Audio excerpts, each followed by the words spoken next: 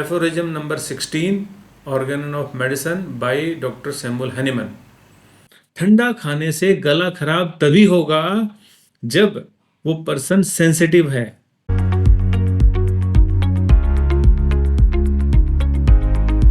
आज का जो एफोरिज्म है वो है 16th aphorism.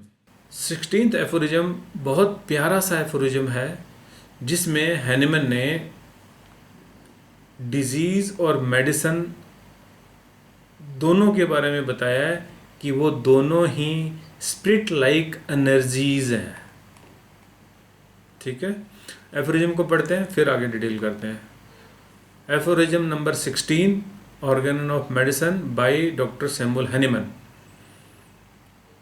Our vital force as a spirit-like dynamics cannot be attacked and affected by injurious influences on the healthy organism caused by external inimical forces that disturb the harmonious play of life.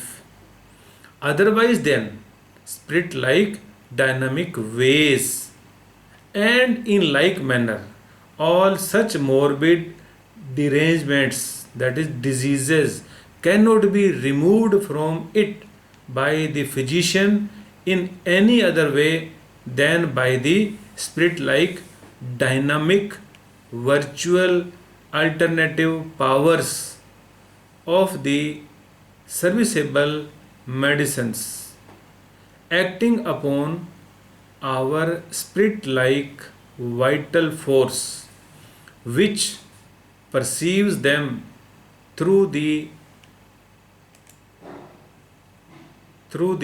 medium of sentient faculty of nerves everywhere present in the organism, so that it is only by their dynamic action on vital force that remedies are able to re-establish and actually re-establish health and vital harmony after the changes in health of the patient cognizable by our senses. The totality of symptoms have revealed the disease to the carefully observing and investigating physician as fully as was requisite in order to enable him to cure it. और एक था इसमें footnote था dynamic का। What is dynamic? Most severe disease may be produced by sufficient disturbance of vital force through the imagination and also cured by the same means. तो पहली बात इसमें क्या है कि वाइटल फोर्स एक स्पिरिट लाइक एनर्जी है। यहां तक हमें पता था, शुरू में क्या था? Vital force is spirit like dynamics. अब जो दूसरी बात है ना, ये है हमारे लिए बहुत ज्यादा important. Can not be attacked by and affected by injurious influences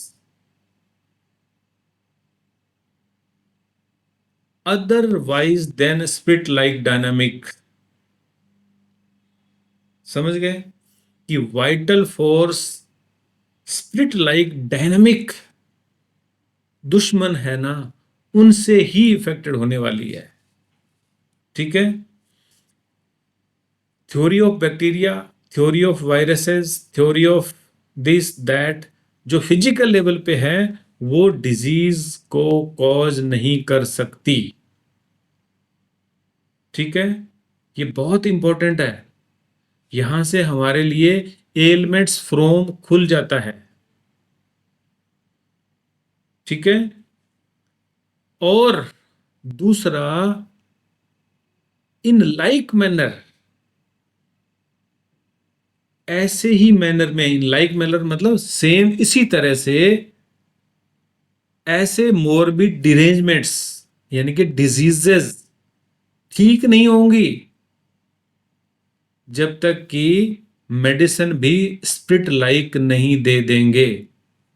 यहां से थ्योरी ऑफ डायनामाइजेशन का थॉट हमारे अंदर डाल दिया गया है डॉक्टर हेनमैन के द्वारा कि दवाई मेडिसिन मटेरियलिस्टिक डोज हो ही नहीं सकती। अगर डिजीज डायनामिक फॉर्म में है तो मेडिसिन भी डायनामिक होगी ही। अब ये जो बैलेंस है, वाइटल फोर्स का जो हार्मोनियस बैलेंस है, ये डिस्टर्ब केवल डायनामिक फोर्सेस ही कर सकती है। ये हमें बार बार ध्यान में रखना है। और डिजीजेस भी मैकेनिकल नहीं है, केमिकल डैमेज नहीं है, वो भी हार्मफुल इन्फ्लुएंसेस जो डायनामिक इन नेचर है उन्हीं से इनिशिएट हो सकती है। ठीक है। अब यहां पे सवाल खड़ा होता है, तो फिर बैक्टीरिया क्या करते हैं? बर्न क्या हुआ, इंजरी क्या हुई, क्यों? माइंड में जरूर आया होगा ना। अब होता क्या है कि जैसे ही कोई वायरस ने अटैक किया, मान लो,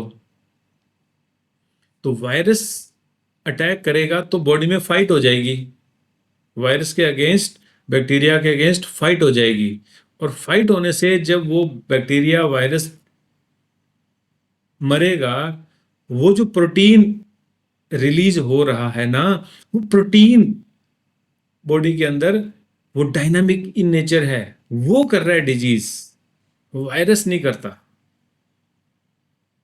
बैक्टीरिया नहीं करेगा, वो आके चला जाएगा, आके चला जाएगा। अगर वाइटल फोर्स डिरेंज्ड नहीं है तो, या डिरेंज नहीं हो पाई तो। वो डिरेंज्ड पहले से है, वो मयाज्म की वजह से प्रोन पहले से है, वो सेंसिटिव पहले से है। समझो इस बात को।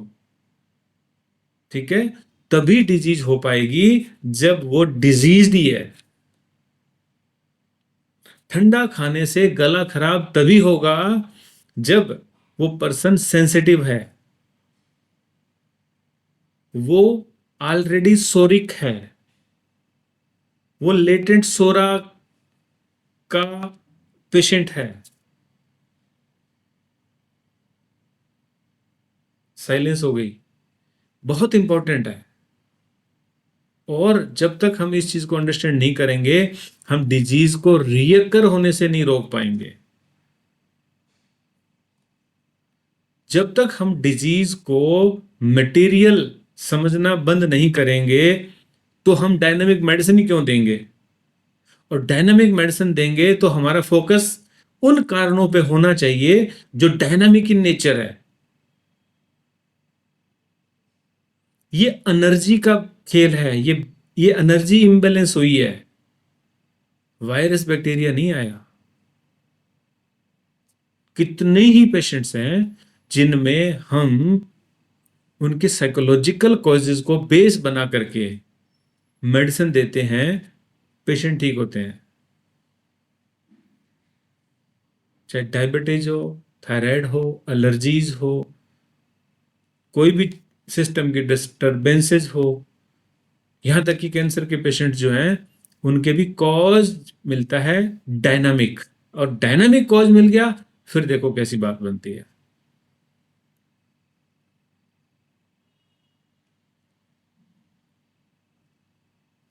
हमारा as a physician, physician of true healing art, यानी कि एज होम्योपैथ, ये परसेप्शन करेक्ट होना बहुत जरूरी है कि हम डिजीज और मेडिसिन दोनों को समझें कि ये क्या है। ठीक है। और जो टोटलिटी ऑफ सिम्टम है, वो पिछले एफोरिज्म में आया था ना, वो बॉडी का रिस्पॉन्स है, वो रिएक्शन बॉडी का है। और वो बॉडी जिस तरह से रिएक्ट कर रही है, वो हमें नोट करना है, ऑब्जर्व करना है, उन सिम्टम्स को ले लेना है और पेशेंट को डायनामिक मेडिसिन देनी है। तो जितनी मेडिसिन अधिक डायनामाइज्ड हो जाएगी डिपेंडिंग अपॉन उसकी जो भी पेशेंट की जो मियाज्म की स्टेट है, उतना ही क्योर अच्छा होगा। आज के केस में आपने देखा ना किस तरह से सैलिसिया 1 mg की एक डोज से पेशेंट ठीक हुआ।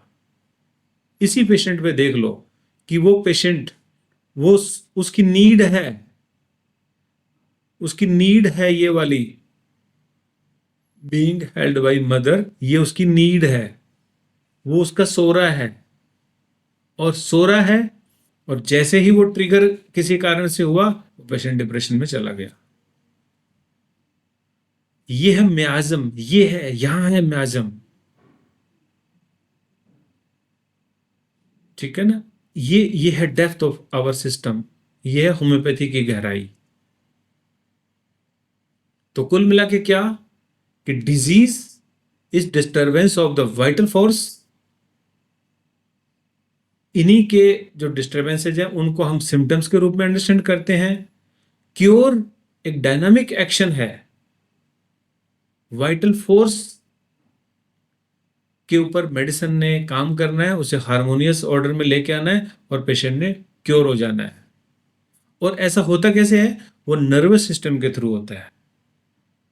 ठीक है? फिजिशियन का जो टास्क है वो क्या हुआ कि मेडिसिन, सॉरी, सिम्टम्स को परसीव करे, उनको अंडरस्टैंड करे और उनको मैच करे विद द करेक्ट रेमेडी। ये हमारा टास्क है। क्लियर?